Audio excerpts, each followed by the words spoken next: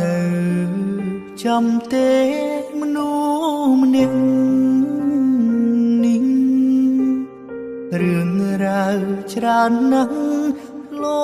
បសាងរួមគ្នា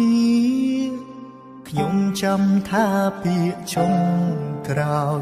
គឺពាក្យលាហើយយើងក៏បែកគ្នា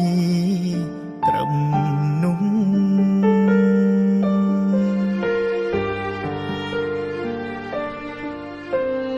ជាយាមខំបំភ្លេចកិច្ចពីអតីតខំបំភ្លេចរឹកនឹកគិតច្រើនលើដើមគ្រប់វិនាទីពេលដកដង្ហើមក៏ចាប់ផ្ដើ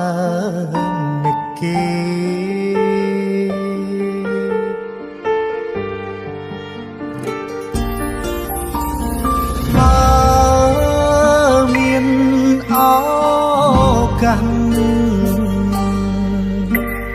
ចង់អោបកាយគេទោះក្នុងនាមជាអ្វីក៏បានដែរសុំ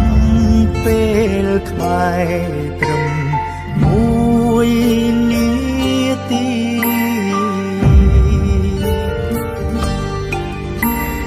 នឹកអូនខ្លាំងណាស់ដឹងតែពុំងារយំជ្រៅសន្សាមធ្លាក់ទឹកភ្នែកសោកានឹកពុំងារធ្លាប់ណាំធ្នមបី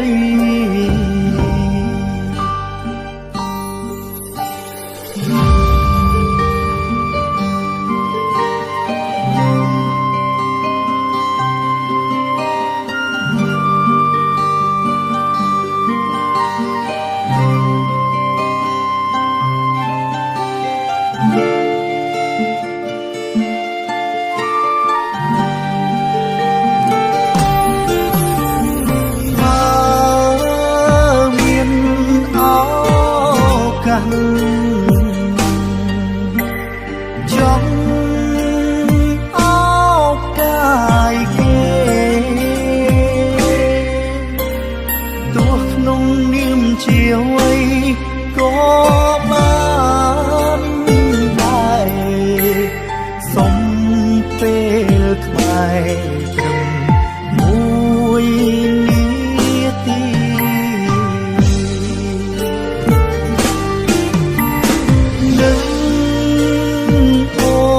ខ្លាំង